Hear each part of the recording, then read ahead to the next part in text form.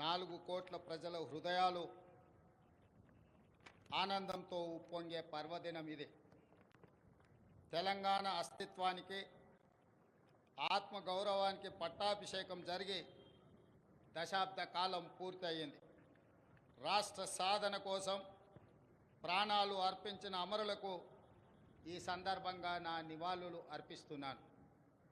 6 దశాబ్దాల మన కలను నిజం చేసిన నాటి ప్రధానమంత్రి శ్రీ మన్మోహన్ సింగ్ గారికి, నాటి యూపీఏ చైర్పర్సన్ శ్రీమతి సోనియా గాంధీ గారులకు తెలంగాణ సమాజం తరఫున ప్రత్యేక కృతజ్ఞతలు తెలుపుతూ 4 కోట్ల తెలంగాణ ప్రజలకు తెలంగాణ ఆవిర్భావ దినోత్సవ శుభాకాంక్షలు. స్వేచ్ఛ తెలంగాణ జీవన శైలిలో భాగం. బానిసత్వాన్ని తెలంగాణ భరించదు. ప్రేమను పంచడం, పెత్తనాన్ని ప్రశ్నించడం మన తత్వం.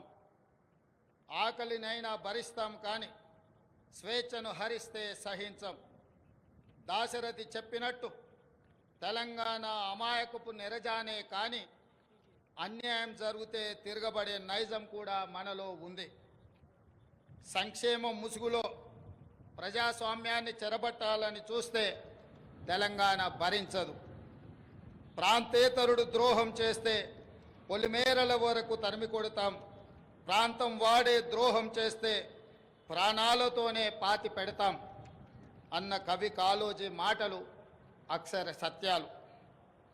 మిత్రులారా, డిసెంబర్ 7, 2023న ప్రారంభమైన ప్రజాపాలనలో స్వేచ్ఛ పునరుద్ధరణకు మొదటి ప్రాధాన్యత ఇచ్చాం. ముళ్ళ కంచెలు, ఇనుప గోడలు తొలగించాం. పాలకులు పాలితుల మధ్య గోడలు బద్దలు కొట్టాం. మున్సిపల్ కౌన్సిలర్ నుండి ముఖ్యమంత్రి వరకు ప్రజలకు అందుబాటులో ఉండే పాలన తెచ్చాం. మేం సేవకులం తప్ప పాలకులం కాదన్న నిజాన్ని నిరూపించాం. ప్రగతి భవన్ను మహాత్మా జ్యోతిరావు పూలే ప్రజాభవన్గా పేరు మార్చి ప్రజలకు అందుబాటులోకి తెచ్చాం. అక్కడ ప్రతి మంగళ శుక్రవారాల్లో ప్రజావాణి కార్యక్రమాన్ని నిర్వహిస్తున్నాం. ప్రజల సమస్యలు నేరుగా విని పరిష్కరిస్తున్నాం. ఆనాడు సచివాలయంలోకి ఈరోజు సామాన్యుడు కూడా రాగలిగే పరిస్థితి తెచ్చాం. ఇందిరా పార్కులో ధర్నా చౌక్కి అనుమతి ఇచ్చాం. మీడియాకు స్వేచ్ఛనిచ్చాం. ప్రతిపక్షానికి గౌరవం ఇచ్చాం. మా నిర్ణయాల్లో లోటుపాట్ల సమీక్షకు అవకాశం ఇస్తున్నాం. తప్పులు జరిగితే సరిదిద్దుకోవడానికి సిద్ధంగా ఉన్నాం. మేమే సర్వజ్ఞానులం అన్న భ్రమలు మాకు లేవు. అందరి సలహాలను, సూచనలను స్వీకరించి చర్చించి ముందుకు వెళుతున్నాం. ప్రజలకు స్వేచ్ఛ, సామాజిక న్యాయం, సమాన అవకాశాలు ఇవ్వాలన్నది మా ప్రభుత్వం యొక్క ప్రాధాన్యత. జూన్ 2, 2014 నాడు తెలంగాణ భౌగోళిక ఆకాంక్ష నెరవేరింది. అంతటితో మనము లక్ష్యం చేరినట్టు కాదు. ఉద్యమ లక్ష్యాలు, అమరుల ఆశయాలు సాధించిన నాడే తెలంగాణ సాధనకు సార్థకత వస్తుంది. దశాబ్ద కాలం అన్నది ఒక మైలురాయి. ప్రజల ఆశలు, ఆశయాలు నెరవేర్చడంలో మనం ఎక్కడ ఉన్నామన్నది సమీక్షించుకోవాల్సిన సందర్భం ఈ దశాబ్ది ఉత్సవం. నేను రాజకీయ విమర్శల జోలికి పోను, కానీ చరిత్రను సమీక్షించుకున్నప్పుడే భవిష్యత్తుకు పునాదులు వేసుకోగలం. తప్పప్పులను గుర్తించి దిద్దుబాటు చేసుకోవడం విఘ్నుల యొక్క లక్షణం. 10 ఏళ్ల పాలన తెలంగాణ 100 ఏళ్ల విధ్వంసానికి గురి అయింది. భౌతిక విధ్వంసమే మాత్రమే కాదు, తెలంగాణ మూల స్వభావమైన స్వేచ్ఛపై దాడి జరిగింది. సామాజిక న్యాయం మేడి పండు చందంగా మారింది. ప్రజలందరికీ చెందాల్సిన రాష్ట్ర సంపద గుప్పెడు మంది చేతుల్లోకి చేరింది. తెలంగాణ సంస్కృతి, సాంప్రదాయాలు విధ్వంసానికి గురయ్యాయి. ఆర్థిక విధ్వంసం సంగతి చెప్పనక్కరలేదు. ఇదంతా గతం. ప్రజలే, ప్రజల కోసం, ప్రజల చేత ఎన్నుకోబడిన ప్రభుత్వం ఇప్పుడు తెలంగాణలో ఉంది. ప్రజాప్రభుత్వంలో జరుపుకుంటున్న మొదటి ఆవిర్భావ దినోత్సవం ఇది. అందుకే ఈ ఆవిర్భావ దినోత్సవానికి చరిత్రలో ప్రత్యేక స్థానం ఎప్పటికీ ఉంటుంది. మిత్రులారా, తెలంగాణ ప్రదాత మనకు మాతృ సమానురాలైన శ్రీమతి సోనియా గాంధీ గారిని ఈ పండుగకు ప్రత్యేకంగా మా మంత్రివర్గం 4 కోట్ల ప్రజల తరఫున ఆహ్వానించాం. ఏ హోదాలో సోనియా గాంధీని ఆహ్వానించారని అడుగుతున్నారు. నేను చెప్పదలుచుకున్న బిడ్డ ఇంట్లో శుభకార్యానికి తల్లికి హోదా కావాలా? తల్లిని ఆహ్వానించడానికి బిడ్డకు ఒకరి పర్మిషన్ అవసరమా? ఏ హోదా ఉందని, ఏ పదవిలో ఉన్నారని మహాత్మా గాంధీని మన జాతిపితగా గుర్తించుకున్నాం. తెలంగాణ చరిత్ర ఉన్నంత వరకు శ్రీమతి సోనియా గాంధీని ఈ సమాజం తల్లిగా గుర్తించి గౌరవిస్తుంది. ఈ గడ్డతో ఆ తల్లి బంధం రాజకీయాల బంధము కాదు, ఆ తల్లి బంధం పేగు బంధం ఈ తెలంగాణతో.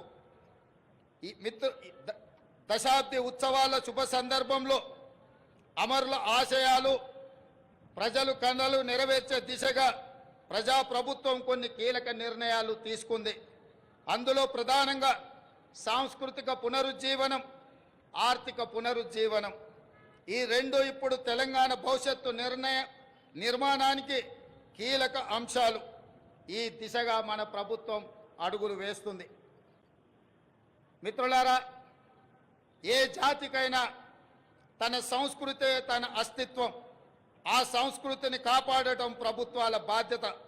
బోనం నుండి బతుకమ్మ వరకు, సాయుధ పోరాటం నుండి స్వరాష్ట్ర ఉద్యమం వరకు మన సంస్కృతి, మన చరిత్ర గొప్పవి. సమ్మక్క సారలమ్మ నుండి జోగులాంబ వరకు, భద్రాద్రి రాముడు నుంచి కొమరం భీముడి వరకు అమరుల త్యాగాలు, హక్కుల ఉద్యమాల వంటి వాటితో తెలంగాణ గొప్ప చారిత్రక వారసత్వాన్ని కలిగి ఉంది. ఈ సంస్కృతిని, చరిత్రకు పునరుజ్జీవనం జరగాలి. తెలంగాణ వచ్చి 10 ఏళ్ళైనా ఇప్పటికి మన రాష్ట్ర గీతము లేదు. ఉద్యమ కాలంలో ఉవ్వెత్తున స్ఫూర్తిని రగల్చిన జయ జయ హే తెలంగాణ జననీ జయ కేతనం గేయమే మన రాష్ట్ర అధికార గీతం కావాలని ఆనాడు ఆశించాం. సహజ కవి అందశ్రీ రచించిన ఈ గేయం మన రాష్ట్ర గేయంగా ఉంటుందని విశ్వసించాం. ప్రజల ఆకాంక్షల మేరకు ఈ పర్వదినాన జయ జయ హే తెలంగాణ గీతాన్ని రాష్ట్ర అధికార గీతంగా సగర్వంగా మా ప్రభుత్వం ప్రకటిస్తున్నది. చిహ్నం ఒక జాతి చరిత్రకు అద్దం పడుతుంది. జాతి చరిత్ర మొత్తం నిక్షిప్తమై ఉండేది చిహ్నంలో మాత్రమే. తెలంగాణ అంటే ధిక్కారం, తెలంగాణ అంటే పోరాటం. రాష్ట్ర అధికారిక చిహ్నంలో అది ప్రతిబింబించాలి. ఆ దశగా ప్రజాప్రభుత్వం నూతన చిహ్నాన్ని రూపొందించే పనిలో ఉంది.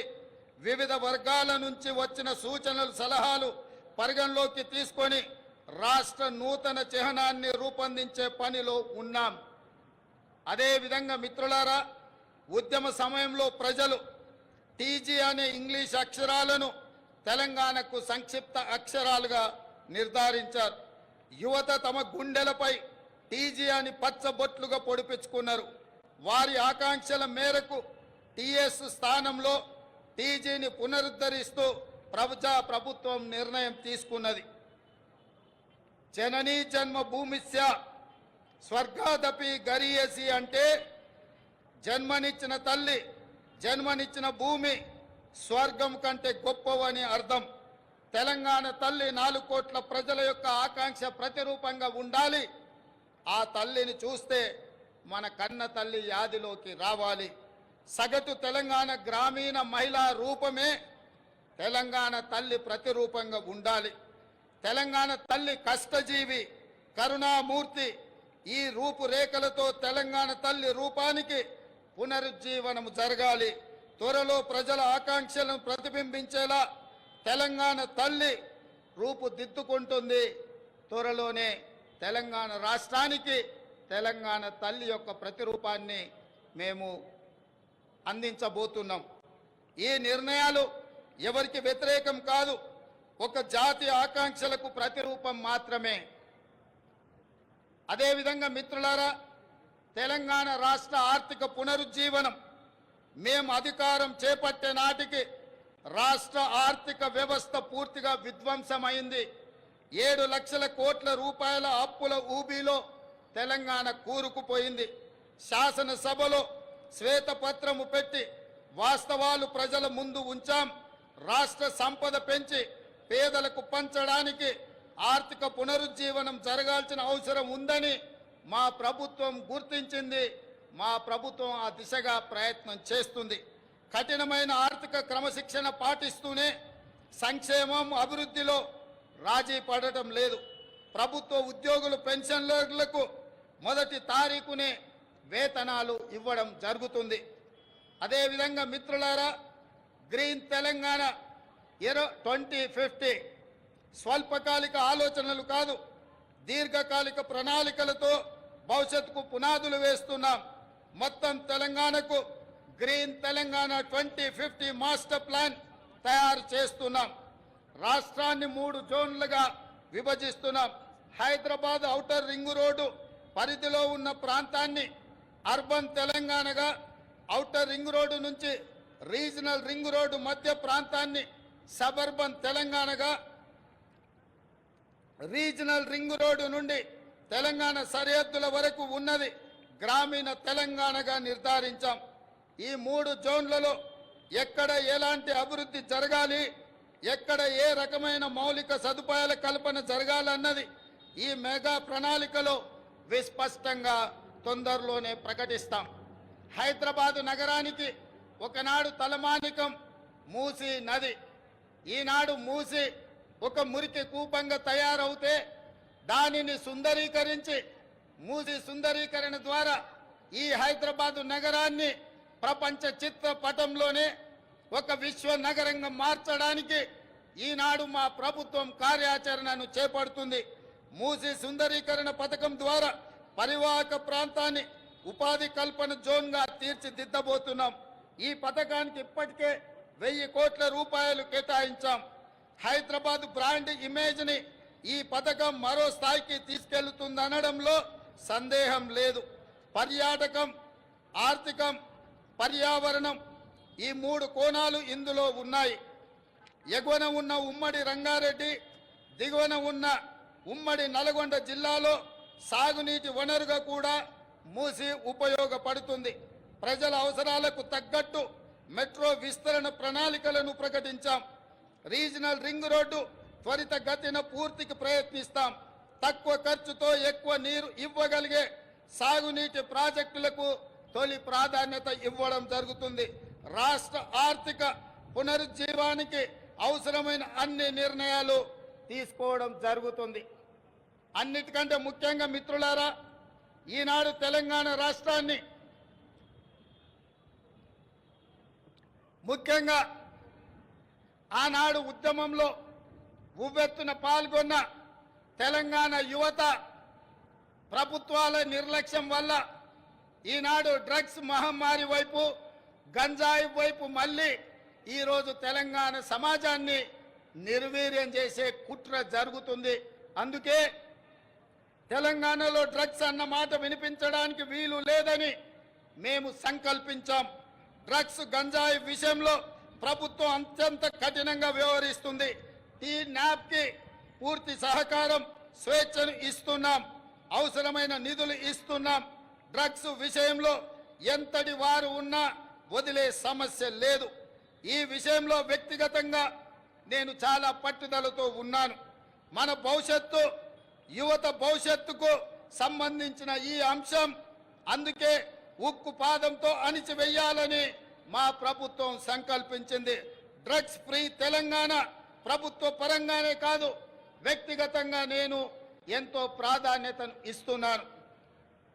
అదేవిధంగా మిత్రులారా, ప్రజాపాలన ప్రజల వద్దకు చేర్చాలన్నది మా ఆలోచన. ఇందిరమ్మ గ్రామ సభల ద్వారా 2023 డిసెంబర్ 28 నుండి 2024 జనవరి 6 వరకు అభయహస్తం గ్యారంటీలను అమలుకు దరఖాస్తులను స్వీకరించాం. మహాలక్ష్మి, ఇందిరమ్మ ఇండ్లు, గృహజ్యోతి, చేయుత, రైతు భరోసా పథకాల కోసం 1,28,00,000 మంది దరఖాస్తులు పెట్టుకోవడం జరిగింది. ఇందులో డూప్లికేట్ దరఖాస్తులు మినహాయించగా 1,09,000 దరఖాస్తులు మిగిలాయి. ఈ దరఖాస్తులను కంప్యూటరీకరించి ఈ సమస్యలన్నిటిని కూడా పరిష్కరించి తెలంగాణ రాష్ట్రంలో పేద ప్రజలందరికీ సంక్షేమ పథకాలను అందుబాటులోకి తీసుకురావాలని నా మంత్రివర్గం ఉక్కు సంకల్పంతో ఈరోజు పనిచేస్తుంది. అదేవిధంగా మిత్రులారా, అధికారంలో వచ్చిన 48 గంటల్లోనే 2 గ్యారంటీల అమలుకు శ్రీకారం చుట్టాం. ఆడబిడ్డలకు ఉచిత బస్సు ప్రయాణ సౌకర్యాన్ని కల్పించాం. పైసా ఖర్చు లేకుండా రాష్ట్రంలో ఎక్కడికైనా ఉచితంగా వెళ్లే అవకాశం మహిళలకు, మా సోదరి మనులకు ఈ పథకం ఉపయోగపడుతుంది. ఈనాడు కోట్లాది మంది ఆడబిడ్డలు అమ్మగారింటికైనా, అత్తగారింటికైనా, భద్రాచలం గుడికైనా, సమ్మక్క సారలమ్మ సందర్శనానికైనా కోట్లాది మంది మహిళలు వినియోగించుకుంటున్నారు అనంటే మా ప్రభుత్వానికి ఎంతో సంతృప్తినిచ్చింది ఈ ఉచిత బస్సు ప్రయాణ సౌకర్యం. అదే విధంగా బస్సులు సరిపోవడం లేదు, వాళ్లకు సమస్య అవుతున్నదంటే అదనంగా బస్సులను ఏర్పాటు చేయడమే కాదు, అదనంగా బస్సులను కూడా మా ప్రభుత్వం కొనుగోలు చేసి మా ప్రాధాన్యత మహిళల పట్ల అత్యధికంగా ఉంటుంది అని చెప్పి ఆ తల్లులకే ఈ ఉచిత బస్సు ప్రయాణాన్ని మేము అంకితం చేయడం జరిగింది. అదేవిధంగా పేదల ఆరోగ్య విషయంలో రాష్ట్ర ప్రభుత్వం ఆనాడు డాక్టర్ వైఎస్ రాజశేఖర రెడ్డి గారు ఉన్నప్పుడు శ్రీమతి సోనియా గాంధీ గారి నేతృత్వంలో ఆరోగ్యశ్రీ పథకాన్ని తీసుకువచ్చి పేద ప్రజలకు ఆరోగ్యాన్ని, కార్పొరేట్ వైద్యాన్ని అందించడం ద్వారా ఆ కుటుంబాలను ఆదుకునే విధంగా ఆనాడు ఆ పథకాన్ని ప్రవేశపెట్టడం జరిగింది. కొన్ని ప్రత్యేకమైన పరిస్థితుల వల్ల ఆ పథకం నిర్వీర్యమైన మళ్ళీ ప్రజాపాలన ప్రారంభించిన ఎంబడే మా ప్రభుత్వం, మా మంత్రివర్గం 5 లక్షల రాజీవ్ ఆరోగ్యశ్రీ పథకాన్ని పేదలకు ఉచిత వైద్యాన్ని అందించడానికి 10 లక్షల రూపాయలకు పెంచి డిసెంబర్ 9 నుంచి అమలు చేసి పేదల ఆరోగ్యాన్ని కాపాడే విధంగా ఈనాడు మా ప్రభుత్వం ముందుకెళ్తుంది.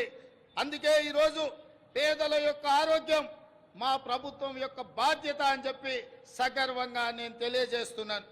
అదేవిధంగా యువత ఉద్యోగాల నోటిఫికేషన్లు, పరీక్షల నిర్వహణ పారదర్శకంగా నిర్వహించడానికి తెలంగాణ పబ్లిక్ సర్వీస్ కమిషన్ని ప్రక్షాళన చేశాము. 70 రోజుల్లోనే 30,000 మంది నిరుద్యోగ యువకులకు ఉద్యోగ అవకాశాలు కల్పించి ఉద్యోగ పత్రాలు ఎల్బీ స్టేడియంలో వాళ్ళ కుటుంబ సభ్యుల సమక్షంలో వాళ్ళ కళ్ళల్లో సంతోషాన్ని చూస్తూ మా ప్రభుత్వం నియామక పత్రాలను అందజేయడం జరిగింది. ఈనాడు నిరుద్యోగ యువకుల యొక్క ఉద్యోగ ఉపాధి అవకాశాలు మా ప్రభుత్వం ఎంతో ప్రాధాన్యతతో వాటిని నిర్వహిస్తున్నది. అదేవిధంగా గ్రూప్ 1 నోటిఫికేషన్ ఇచ్చినాం. ఈ నెల 9న ప్రాథమిక పరీక్ష జరగబోతుంది. అదేవిధంగా మెగా డిఎస్సి పోస్టులతో 11,062 ఉద్యోగ నోటిఫికేషన్లు ఇచ్చినాం. తొందరలోనే ఈ టీచర్ల నియామకాలను చేపట్టడం ద్వారా తండాలలో, గూడాలలో, మారుమూల పల్లెల్లో పేదలకు విద్యను అందుబాటులోకి తీసుకొచ్చి ప్రతి పేదవాడికి విద్యను అందించాలన్న లక్ష్యమే మా ప్రభుత్వం యొక్క లక్ష్యము. ఆ దిశగా మేము ప్రయాణం చేస్తున్నాం. అదేవిధంగా వయో పరిమితిని కూడా 44 సంవత్సరాల నుంచి 46 సంవత్సరాలకు పెంచి ఈ ఖాళీలను భర్తీ చేసే నిర్ణయం మా ప్రభుత్వం తీసుకున్నది. మిత్రులారా, రాష్ట్రంలో లక్షల మంది ప్రజల సొంత ఇళ్ల కోసం ఎదురు చూస్తున్నారు. వారి కలలు నెరవేర్చేందుకు భద్రాద్రి రాముడు సాక్షిగా ఇందిరమ్మ ఇళ్ల పథకాన్ని ప్రారంభించాం. పేదల కోసం ఈ ఏడాది 4,50,000 ఇండ్లను మంజూరు చేయడమే కాదు, 22,500 కోట్ల రూపాయలు నిధులు కేటాయించడం ద్వారా ప్రతి శాసనసభ నియోజకవర్గంలో 3,500 ఇళ్లు పేదవాళ్లకు నిర్మించి పేదవాడి సొంత ఇంటి కలను, చిరకాల స్వప్నాన్ని మా ప్రభుత్వం పూర్తి చేయాలని దృఢ సంకల్పంతో ముందుకు వెళ్ళడం జరుగుతుంది. అదేవిధంగా విద్యారంగ ప్రక్షాళన, తెలంగాణ ఎడ్యుకేషన్ హబ్ గా తీర్చిదిద్దాలని సంకల్పించాం. అందుకే ప్రతి మండల కేంద్రంలో అంతర్జాతీయ మోడల్ స్కూల్లో నిర్మించడం మా బాధ్యతగా భావించి ఆ ప్రయత్నాన్ని ముందుకు తీసుకెళ్తున్నాం. అదే విధంగా స్కిల్ యూనివర్సిటీలను ఎంతో మందిని విద్యార్థులు పట్టాలు తీసుకుంటున్నారు, కానీ వాళ్ళకి స్కిల్ డెవలప్మెంట్ విషయంలో సరైన శిక్షణ లేకపోవడం వల్ల ఉద్యోగ ఉపాధి అవకాశాలలో కొన్ని ఇబ్బందులు ఎదుర్కొంటున్నారు. దానికోసమే తెలంగాణ యువతకు స్కిల్ యూనివర్సిటీలను ఏర్పాటు చేయడమే కాకుండా రాష్ట్రంలో దీనికి సంబంధించి అధికారుల బృందం ఇప్పటికే ఢిల్లీ, ఒడిశా, గుజరాత్ రాష్ట్రాల్లో పర్యటించి అధ్యయనం చేసింది. అదే విధంగా అమ్మ ఆదర్శ పాఠశాల కింద 26,825 పాఠశాలలో మౌలిక సదుపాయాల కల్పన, బాలికల కోసం ప్రత్యేక టాయిలెట్ల నిర్మాణం, మంచినీరు, విద్యుత్ సదుపాయం కల్పిస్తున్నాం. దీనికోసం 1135 కోట్ల రూపాయలు కేటాయించాం. ఇదే కాకుండా స్కిల్ డెవలప్మెంట్ విషయంలో రాష్ట్రంలో 65 ఐటీఐలు ఉంటే ఈ 65 ఐటీఐలను టాటా సంస్థతో ఒప్పందం చేసుకొని వాటిని అభివృద్ధి చేసి వాళ్లకు శిక్షణ ఇచ్చి ఉద్యోగ ఉపాధి అవకాశాలు కల్పించే విధంగా టాటా సంస్థతో మా ప్రభుత్వం ఒప్పందం చేసుకొని నిరుద్యోగ యువకులకు ఉద్యోగ ఉపాధి అవకాశాలు కల్పించాలని ఈనాడు మా ప్రభుత్వము కృత నిశ్చయంతో ఉన్నది. అదే విధంగా మిత్రులారా, తెలంగాణ సమాజం అంటేనే వ్యవసాయం. మన సంస్కృతి, మన సాంప్రదాయం అంటే వ్యవసాయం. ఈ వ్యవసాయానికి రైతును రాజును చేయడమే మా సంకల్పం. అందుకోసమే మా ప్రభుత్వం రైతు బాగుంటే రాష్ట్రం పచ్చగా ఉంటుందని విశ్వసించే ప్రభుత్వం. గతంలో రైతుకు ఉచిత విద్యుత్ రుణమాఫీ చేసిన చరిత్ర కాంగ్రెస్ పార్టీది, మా ప్రభుత్వానిది. ఈ ట్రాక్ రికార్డును ప్రజాప్రభుత్వం కొనసాగిస్తుంది. రైతుకు ఆర్థిక సాయం పథకంలో భాగంగా 69 లక్షల మందికి చెప్పిన మాట ప్రకారం 7,500 కోట్ల రూపాయలు వారి ఖాతాలో జమ చేసి ప్రతి రైతుకు రైతు భరోసా పథకంలో నిధులను విడుదల చేయడం జరిగింది. అదేవిధంగా ఇటీవల కాలంలో అకాల వర్షాలతో పంట నష్టం జరిగితే ప్రతి ఎకరాకు 10,000 రూపాయల నష్ట పరిహారం ఇవ్వడం జరిగింది. ధాన్య సేకరణ విషయంలో కూడా ఈరోజు 7,245 ధాన్య సేకరణ కేంద్రాలను ఏర్పాటు చేసి తండాలలో, గూడాలలో, మారుమూల పల్లెల్లో రైతులు పండించిన పంటను అక్కడే ధాన్య సేకరణ కేంద్రాలను ఏర్పాటు చేసి ఆ ధాన్యాన్ని సేకరించి తుట్టి, తాలు, తరుగు పేరు మీద తుట్టి తీయకుండా ప్రభుత్వం కఠినమైన చర్యలు తీసుకుంది. అకాల వర్షాలతో తడిసిన ధాన్యాన్ని కూడా కనీస మద్దతు ధర ఇచ్చి కొనుగోలు చేసి రైతులను ఆదుకొని రైతులను కాపాడాలని, రైతులని రాజులుగా చెయ్యాలని మా ప్రభుత్వం దృఢ సంకల్పంతో పనిచేస్తుంది. ఇదే కాదు, ధరణి విషయంలో కూడా చాలా సమస్యలు, లక్షలాది సమస్యలు మా దృష్టికి వచ్చినాయి. వాటిని పరిష్కరించడానికి ధరణి విషయంలో కూడా ఒక కమిటీని ఏర్పాటు చేసి ప్రతి సమస్యను పరిష్కరించి ధరణిలో జరిగిన లోపాలను సరిదిద్ది ప్రతి రైతుకు, ప్రతి వాడికి మేలు జరిగే విధంగా ధరణి ప్రక్షాళన కార్యక్రమాన్ని మా ప్రభుత్వం తీసుకొని ముందుకు వెళ్తుంది. అదేవిధంగా మిత్రులారా, రాష్ట్రంలో విద్యుత్ సరఫరా నిరంతరాయంగా 24 గంటలు అందిస్తున్నామని చెప్పడానికి నేను గర్వపడుతున్నాను. రాష్ట్ర చరిత్రలో ఎన్నడూ లేని విధంగా ఈ ఏడాది మార్చి 6న అత్యధికంగా 298 మిలియన్ యూనిట్ల విద్యుత్ సరఫరా చేసి రాష్ట్రం ఏర్పడిన తర్వాత అత్యధికంగా రికార్డును సృష్టించాం. నిరంతరాయంగా విద్యుత్తుని సరఫరా చేశాం. పేదల గృహాలకు, వ్యవసాయానికే కాదు భూమి లేని నిరుపేదలకు ప్రతి ఇంటిలో వెలుగులు చూడాలని, వాళ్ళ కళ్ళల్లో ఆనందం ఉండాలని ప్రతి పేదవాడికి 200 యూనిట్లు ఉచిత విద్యుత్తును అందించి పేదవాళ్ళకు అండగా నిలబడి ఈరోజు మా ప్రభుత్వం ముందుకు సాగుతున్నది. అదేవిధంగా మిత్రులారా, పెట్టుబడుల విషయం, రాష్ట్రంలో పెట్టుబడులు తీసుకొచ్చి తద్వారా ఉద్యోగ ఉపాధి అవకాశాలు కల్పించి రాష్ట్ర ఆదాయాన్ని పెంచి పేదలకు పంచాలన్న లక్ష్యంతో దావూస్ పర్యటన మా మంత్రి సహచరులతో పర్యటన చేయడం జరిగింది. ఈ పర్యటనలో 40,000 కోట్ల రూపాయలకు సంబంధించిన పెట్టుబడుల ఒప్పందాలు రాష్ట్ర ప్రభుత్వం చేసుకున్నది. ఇది పెట్టుబడుల ఆకర్షణలో ఒక గొప్ప రికార్డు. ఈ ఒప్పందం కార్యరూపం దాల్చే కార్యాచరణ మొదలు పెట్టాం. తద్వారా మన యువత ఉపాధి ఉద్యోగ కల్పనలు ఈ ప్రభుత్వం కంకణబద్ధమై ఉంది. అదేవిధంగా మిత్రులారా, మహాలక్ష్మి పథకం, మహాలక్ష్మి ఈరోజు నాకు చాలా ఆనందంగా ఉంది.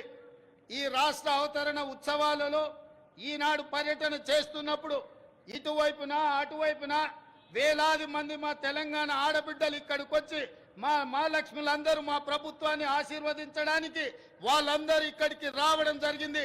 మనస్ఫూర్తిగా వారికి ధన్యవాదాలు తెలియజేస్తూ మహాలక్ష్మి పథకం ద్వారా 1 కోటి మంది ఆడబిడ్డలను కోటీశ్వరులను చేయాలన్నది మా ప్రభుత్వ సంకల్పం. మహిళలు తయారు చేసే ఉత్పత్తులకు సరైన మార్కెటింగ్ సదుపాయం కల్పిస్తాం. వాళ్ళ ఉత్పత్తులను మార్కెటింగ్ చేసుకోవడానికి హైటెక్ సిటీ పక్కన శిల్పారామం దగ్గర 3 ఎకరాల స్థలాన్ని వందలాది స్టాళ్లను పెట్టుకోవడానికి వాళ్ళకి స్థలాన్ని కేటాయించడం జరిగింది. ఏ ప్రాంతంలో అయితే విప్రో, ఇన్ఫోసిస్, ఐటీ కంపెనీలు ఉన్నాయో ఆ పక్కనే మా ఆడబిడ్డలకు గ్రామీణ ప్రాంతాలలో వారు చేసిన ఉత్పత్తులను అమ్ముకోవడానికి శిల్పారామం పక్కన 3 ఎకరాల స్థలాన్ని కేటాయించాం. అందులో వాళ్ళ ఉత్పత్తులను సగర్వంగా ఈ ప్రపంచానికి పరిచయం చేసే అవకాశం ఉంది.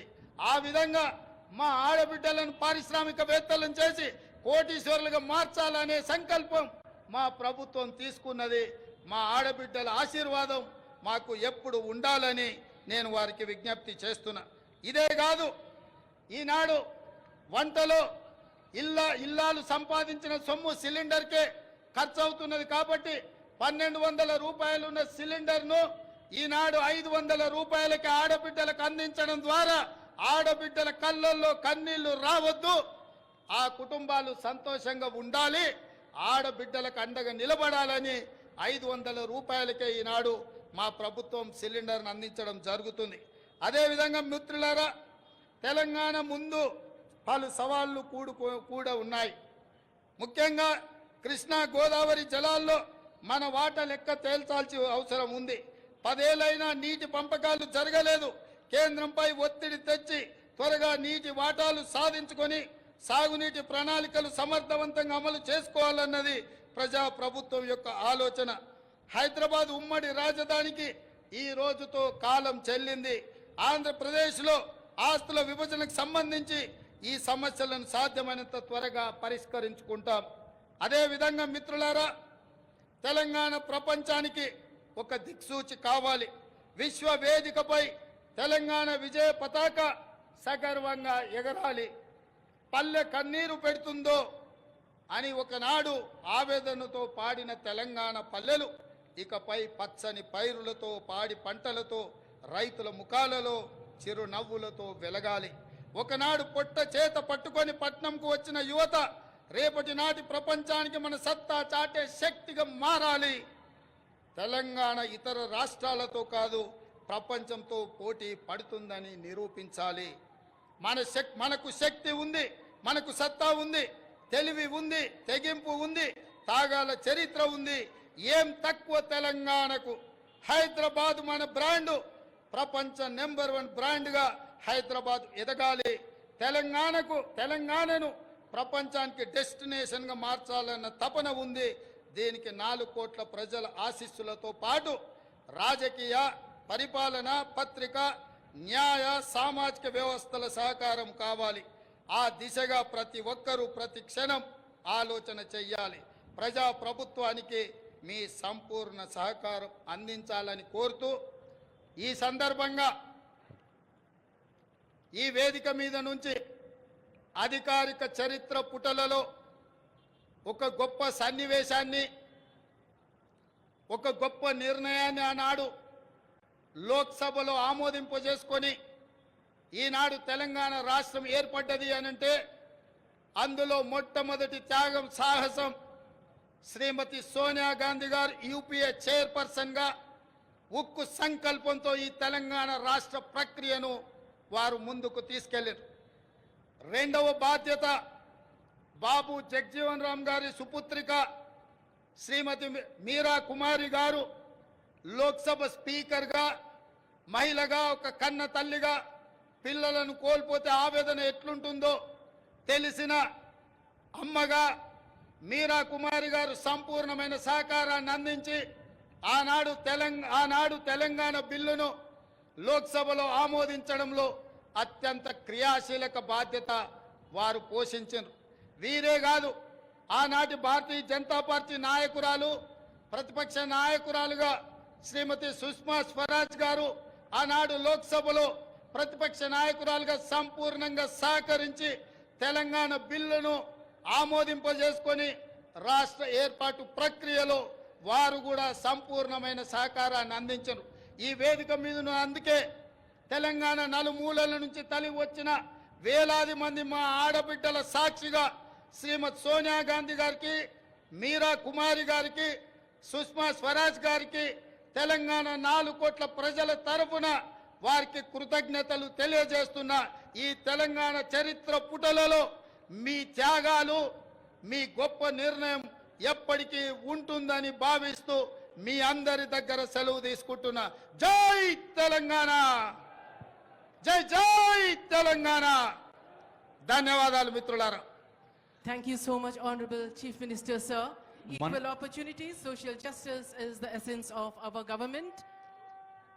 మన రాష్ట్రం ప్రపంచానికి ఒక దిక్సూచి కావాలన్న తెలంగాణ ఆవిర్భావ దినోత్సవ స్ఫూర్తిమంత సందేశాన్ని అందించిన గౌరవ ముఖ్యమంత్రి వర్యులు రేవంత్ రెడ్డి గారికి ధన్యవాదాలు, నమస్సులు, రాష్ట్ర ప్రజలందరి శుభాకాంక్షలు.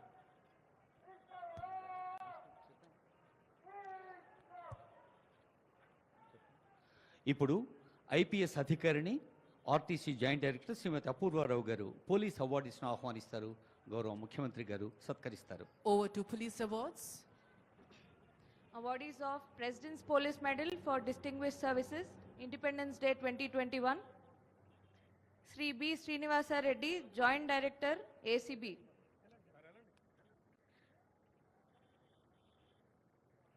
Awardees of President's Police Medal for Distinguished Services, Republic Day 2022, Sri Chako Sunny,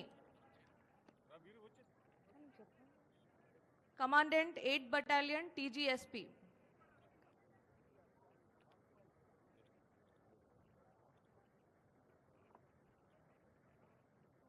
Sri G. Srinivasa Raju, Head Constable, PTO, Hyderabad City.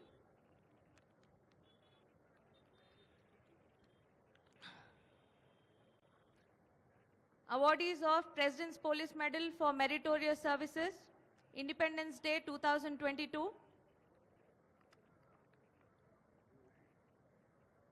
Sri Mahesh Muralidhar Bhagwat, IPS, Additional DGP, Railways and Road Safety.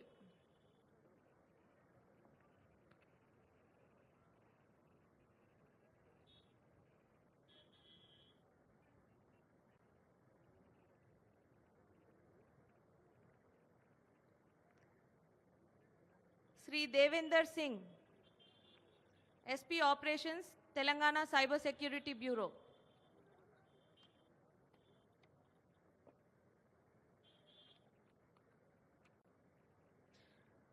Awardees of President's Police Medal for Meritorious Services to the Home Guard officers, Independence Day 2022.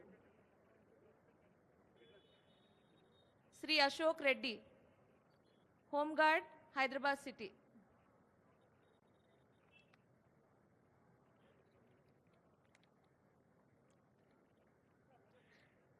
Sri Suresh, Home Guard, Hyderabad City.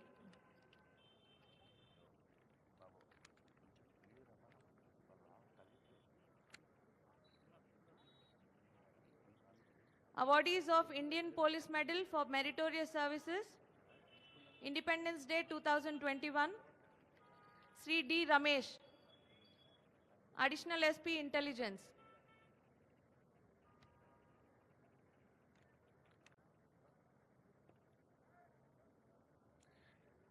Sri M. Jitendra Reddy, ACP SB Warangal.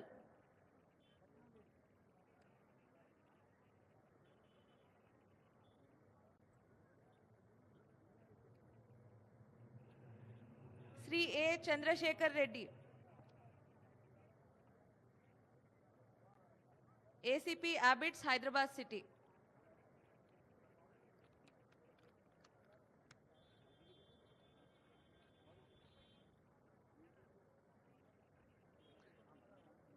Sri M. Pichaya, DSP PTC Amberpet.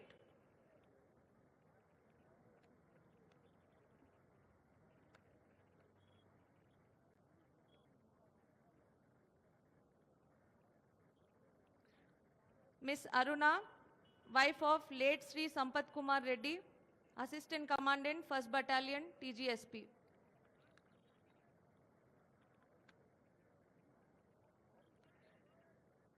Sri D. Anand Kumar,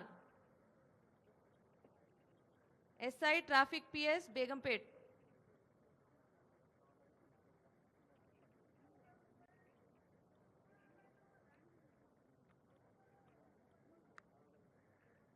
Sri D. Chandrasekhar Rao, SI ITNC TGPA.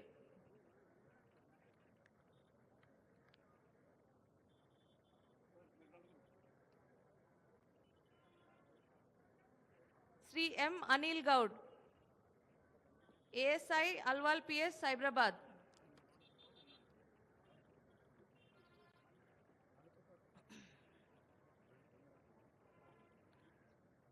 Awardees of Indian Police Medal for Meritorious Services, Republic Day 2022, Sri Sankrantri Ravi Kumar, Additional DCP SB, Cyberabad.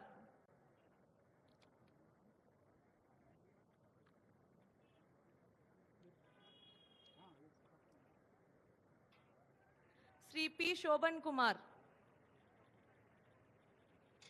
Additional DCP SOT, Cyberabad.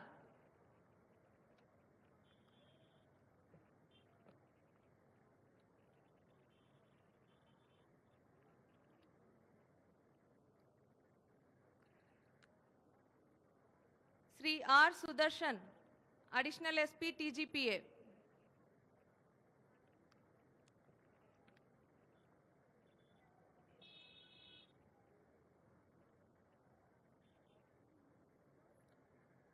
Sri P. Srinivasa Rao,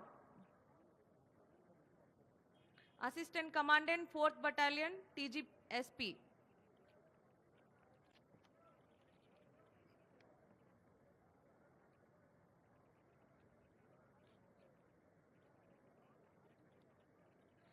Sri G. Srinivasulu, DSP ITNC, Hyderabad.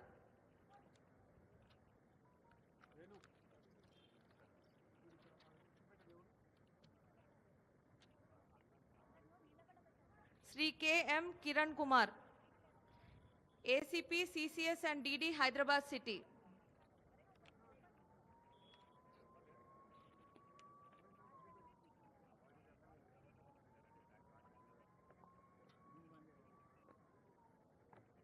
Sri Mohammad Yaqub Khan, RSI retired, CI cell, Hyderabad.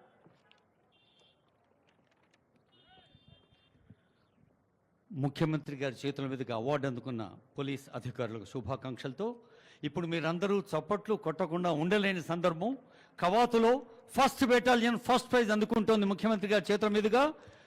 Contingent commander RS Sambaiah గారు, battalion commandant కవాతు police liaison officer అసాధారణ ఆలోచన కుశలత award గ్రహీత మురళీకృష్ణ గారు, additional commandant Narendra Singh గారు కూడా శుభాకాంక్ష. ఈ jury మెంబర్స్గా ఉన్న సీనియర్ ఐపీఎస్ అధికారులు అడిషనల్ డీజీపీ శ్రీమతి అభిలాషా బిస్తి గారు, ఐజీ శ్రీ చంద్రశేఖర్ రెడ్డి గారు, ఐజీ శ్రీ రంగనాథ్ గారు, జ్యూరీ కమిటీ పెద్దలు, వారికి ధన్యవాదాలు. Best Contingent Award, we can see the excited contingent commander running. You can see the enthusiasm, the excitement, the eagerness, and I'm sure the judges had a tough decision making. Congratulations to the entire contingent. తర్వాత special jury awards ఉంటాయి, వారు వేదిక దగ్గర సిద్ధంగా ఉండాలి. అది first contingent from first battalion. Cup చేతిలో ఉన్న వాళ్ళు ఎలాగో చప్పట్లు కొట్టలేరు, కప్పులు చేతిలో లేవనో గట్టిగా చప్పట్లు కొట్టండి. ధన్యవాదాలు. ఇప్పుడు special jury awards RI Mallikarjun గారు Octopus, additional SP operations Gangareddy గారు Octopus. Special Jury Award, Octopus.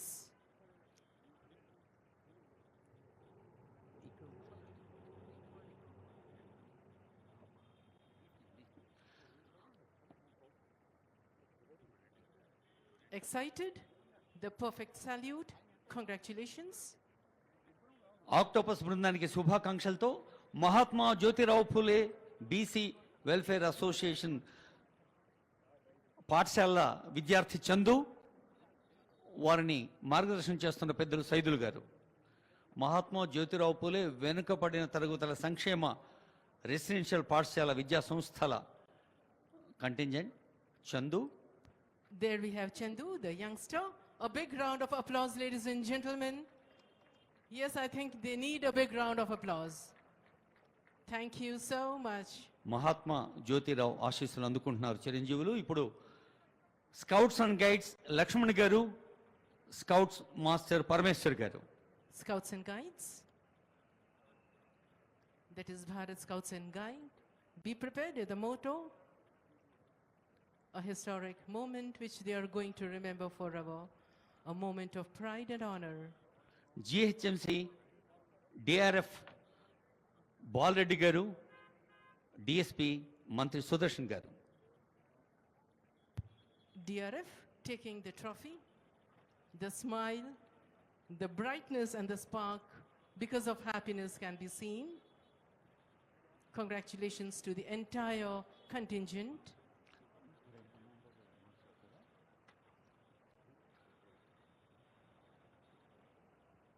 అవార్డులు అందుకున్న వారికి శుభాకాంక్షలతో parade commander takes permission and marches off. तमाम अवार्ड याफ्तगान को मुबारकबाद.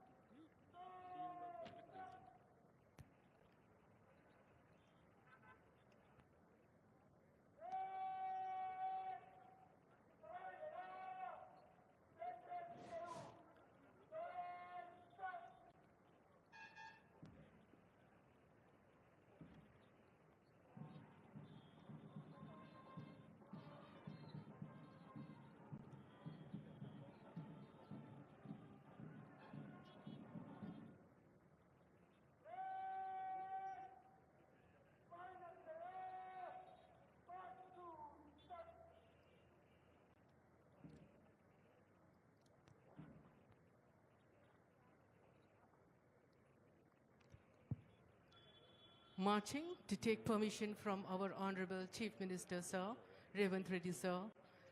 He's going to take permission for the dispersal of the parade. Immediately after this, we are going to have photograph of Honorable Chief Minister, Sir, and the trophy and award winners.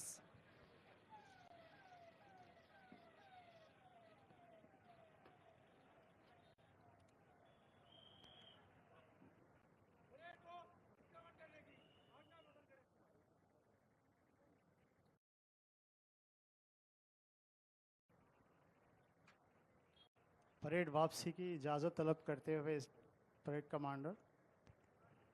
Permission taken, permission granted, and now getting ready for the photograph.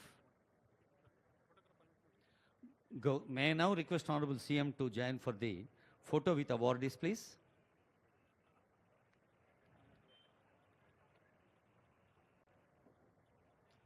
Parade Commander Rahul Reddy IPS and 2IC The much contingent awaited బృందాలందరికీ moment. శుభాకాంక్షలు.